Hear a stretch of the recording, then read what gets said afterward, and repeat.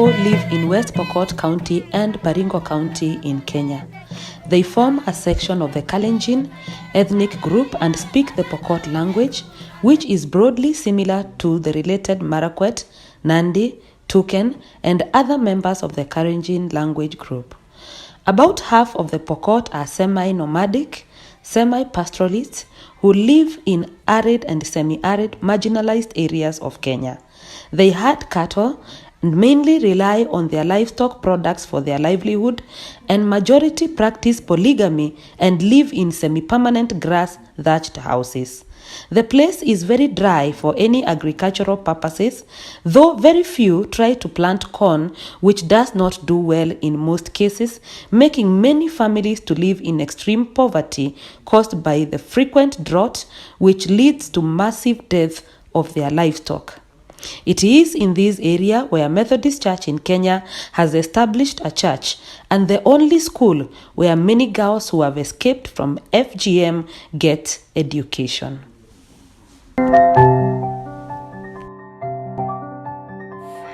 This is a typical dira homestead. As you can see inside, this is the house.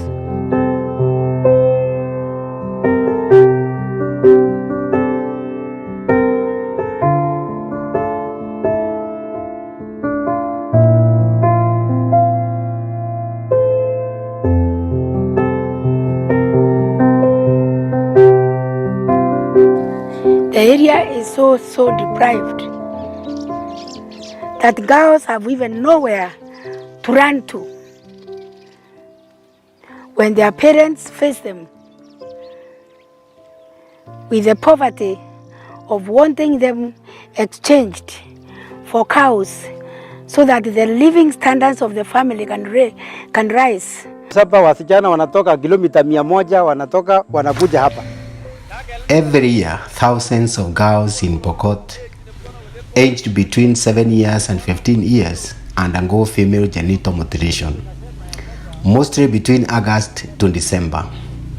After healing, they are immediately given to their husbands-to-be, who are capable of giving 50 goats, 30 cows, or 10 camels as dowry. Many girls get married to husbands who are the age of their grandparents against their will. Many girls escape FGM, but they have nowhere to hide. Many are now hiding in MCK Dira Church, and now there is urgent need for a rescue center where these girls can stay as they continue with their education.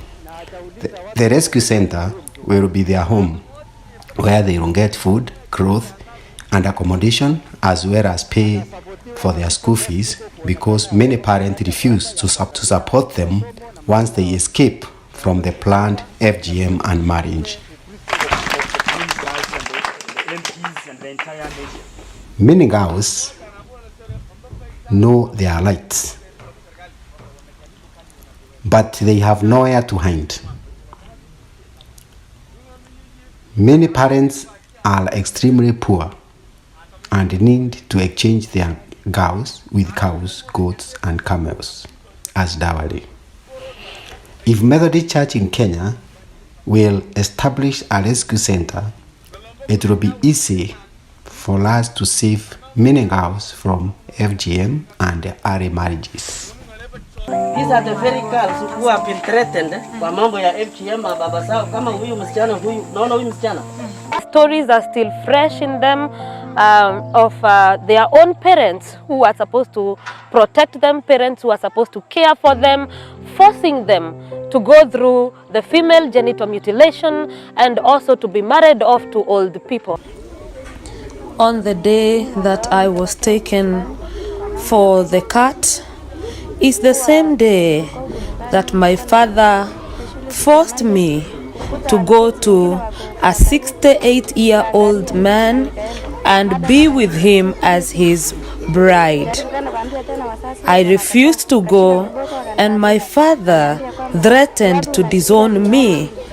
I told my father that I want to go back to school, and he said that if I go to school, I should remain there and never come back. He wanted me to be married so that he can get cows from the old man and so that he can get rid of me. On that day, when the wound was still fresh, I ran away from home. I walked for 100 kilometers or more for 2 days on the road, sleeping in the bushes, going to a place called Dira, where I had been told by a friend of mine in the school that there was a church where some girls had gone and were sleeping there as a rescue center. I came to that place, and until now, since the year 2017, the church has become my home. That is where I stay, and I have been taken to school. I have hope again. One day after school, my father called me, and he told me that from the following day, I would not go to school anymore, that he had found a husband for me, but very early in the morning, I would go through FGM. I said to my father, I want to go to school. My father said, if you go to school, how will I get more cows? I slept that night, but I could not sleep. I struggled the whole night. Very early in the morning, I went to the chief. The chief took me and brought me to the rescue center in Dira. Here I have been accepted. I have found other girls who have been through the same experience as I, and we have gone to school. We are doing well. God is good. My father told me that I will not go to school anymore. He wanted me to get married. He wanted me to be circumcised. On that day, I decided to run away from home. I ran up to my friend's place, who had also been stopped from going to school. Together, we ran all the way to a place called Dira Methodist Church, where we had heard that girls can find safety. That is where we came, and we have been accepted. I did not want to be married. I do not want to be circumcised. I want to go to school.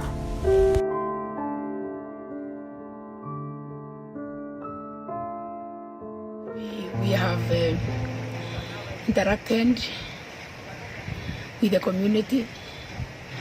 We have interacted with the administration, with the teachers. And finally, we have interacted with the girls at the church that is meant to be our rescue center. As you have seen, emotions are running very high.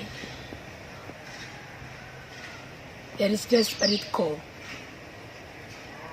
for response, and for Christian response, for that matter. There is very deep feelings going on in the lives of these girls. A lot of them are very hurt by the very people who are supposed to protect them, yet they haven't.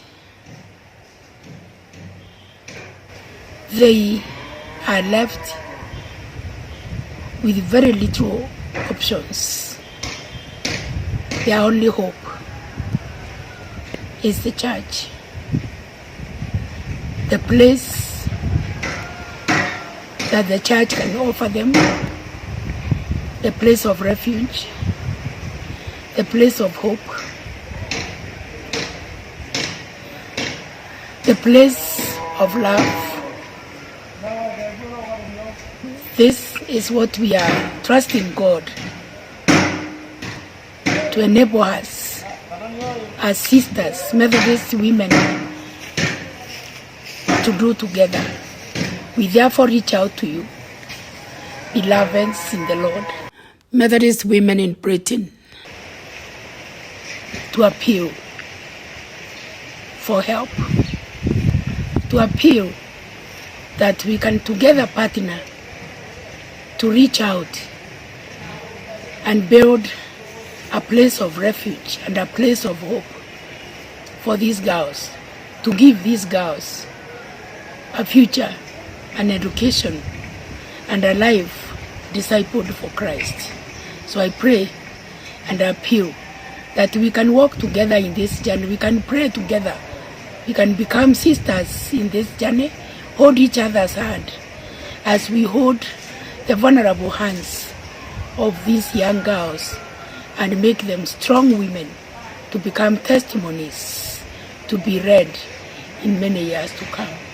Thank you very much. Share our story and share our love with your churches, with the old and the young generations, so that together we can make a difference for Jesus Christ, to his honor and glory.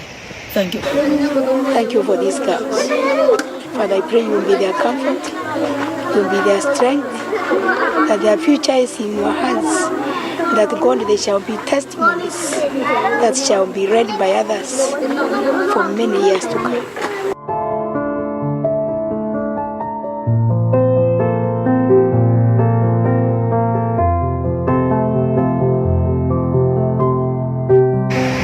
This is an appeal to all our sisters in Britain and people of goodwill. And I trust the word in Philippians 4, verse 13, that I can do all things through Christ who gives me strength. And we can do all things through Christ who gives us the strength. Therefore, through the power and the strength that Christ gives us, we can raise a home and a hope for these girls. And we can turn their stories into stories of joy and great testimonies. May God bless you. Share our stories, share our love,